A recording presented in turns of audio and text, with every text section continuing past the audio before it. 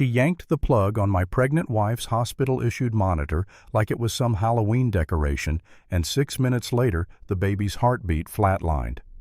6 minutes, that was the window between a smug HOA president flexing her aesthetic authority and my wife being wheeled into an ambulance.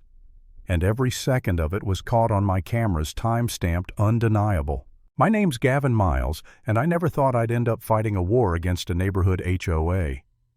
We moved to Sunningdale Ridge for peace-quiet streets, manicured lawns, a place where Emily, my wife, could carry our first child without stress. Emily's pregnancy wasn't simple. She needed an oxygen and fetal heart monitor, the kind calibrated by hospitals and cleared by the FDA. I installed it myself, double-checked every line, filed exemption paperwork, twice faxed, once certified mail the second time. All ignored. Then came Lorraine Withers. She wasn't just the HOA president, she was the kind of woman who measured her worth by how symmetrical everyone else's mailbox was. One afternoon, while I was inside, she used her board override key to let herself into my house. No call, no knock, just straight in.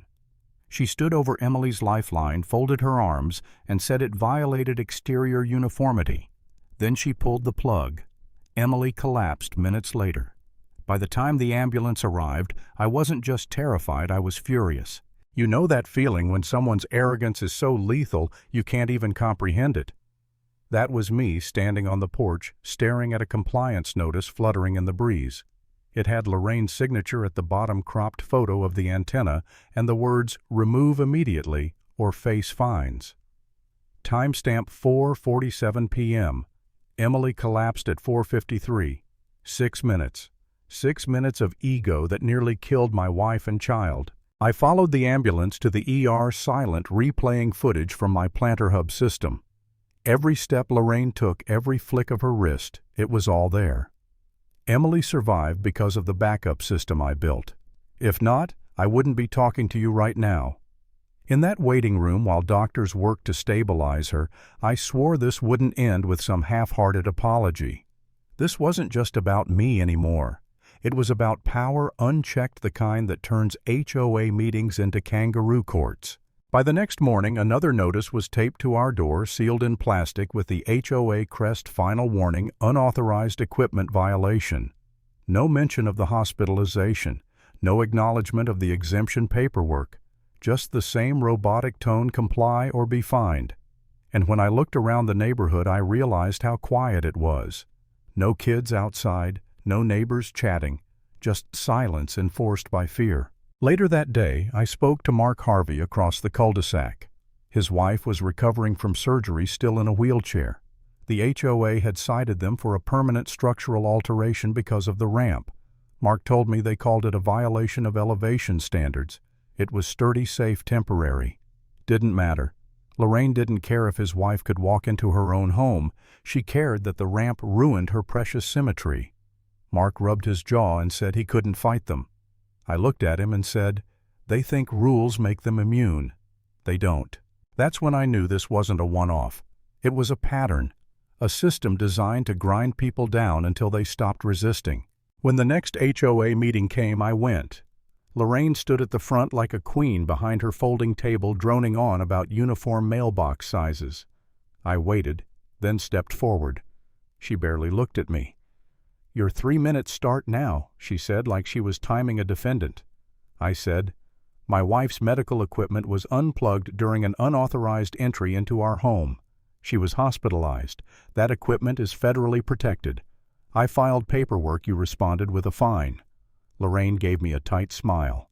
"This board acted in accordance with Section 4.3. I cut her off. "There was no emergency, and you had no legal standing to define one." I noticed Marcus, the secretary, shift in his chair. He looked ashamed. Lorraine tried to pivot, brushing me off, but I saw Marcus's hands tremble. That tiny crack in their perfect facade stuck with me. Days later, the HOA escalated again. Hand-delivered letter, $250 daily fines, threat of a lien on my house. I sat at the kitchen island watching Emily sleep, her hand resting on her stomach like she could shield the baby from this madness. Machines beeped softly beside her. And I thought maybe I should give up. Maybe I was dragging us into a war we couldn't win. Emily whispered, "Once I don't need you to be a hero, I just want us safe." And for a second I believed her. For a second I thought about unplugging everything myself, packing boxes, running. But then I scrolled through the security footage again. Lorraine didn't hesitate. She walked straight in, cut the power smoothly like she'd done it before. And the truth hit me, she had. I pulled HOA compliance logs, sloppy records on their site, and found 7 homes marked with emergency inspections, all tied to Lorraine. No signatures, no oversight, no follow-ups, just her initials. I started knocking on doors. Gina Tolbert told me Lorraine barged into her yard, claiming a noise complaint, then photographed her son's therapy unit and caused it to short out. The Harveys, the Gillespies, the Henry family, every story, different, every pattern, the same.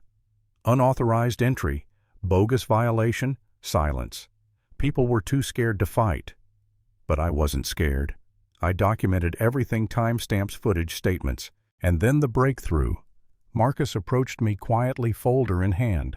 Years of records, unedited minutes, deleted drafts, even emails where Lorraine mocked homeowners and bragged that no one reads the bylaws anyway, they just accept the tone.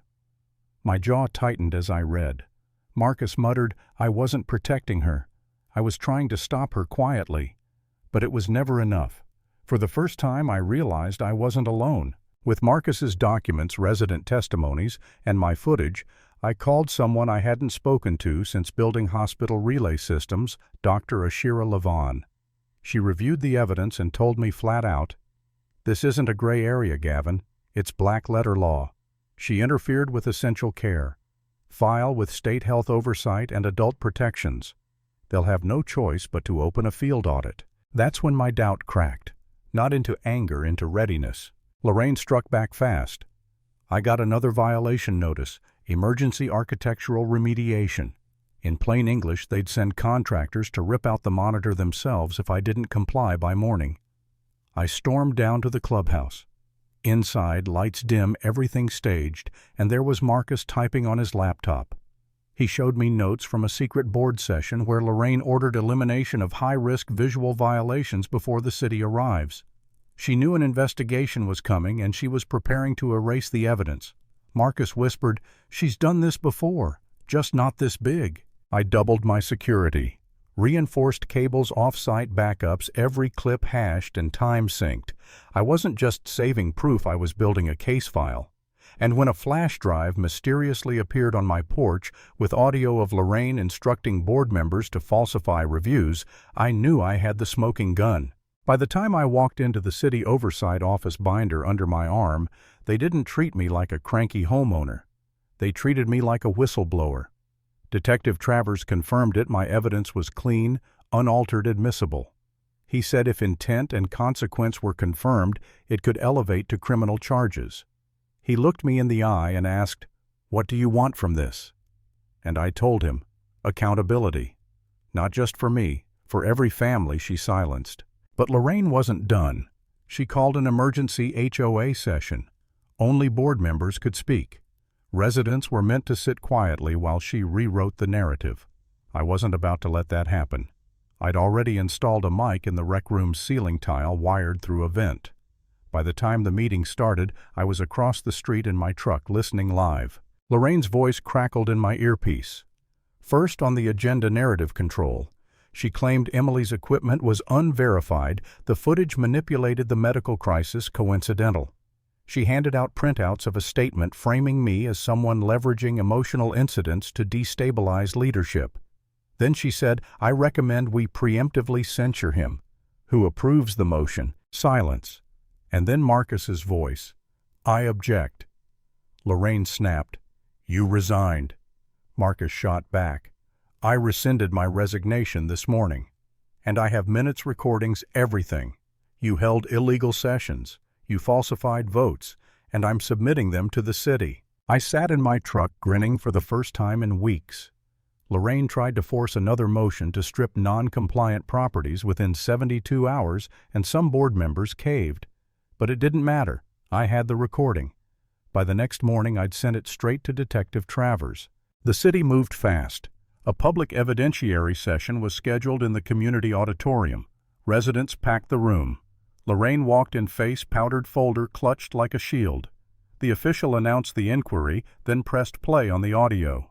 Lorraine's voice echoed, "No one reads the bylaws anyway. Rotate the fines. If they push back, escalate quietly."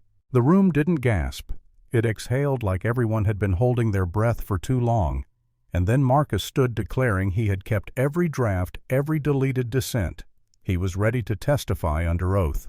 The city official turned back to the microphone and said, "With confirmation of submitted evidence, public testimony and recorded directives made in violation of civil residential rights, the HOA Board of Sunningdale Ridge is now subject to administrative review and formal suspension of authority pending full legal outcome." Silence.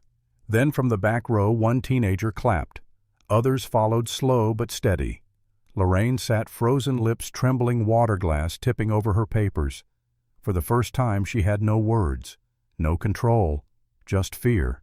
That's where it ended. The system she built on intimidation collapsed in front of her, and she couldn't stop it.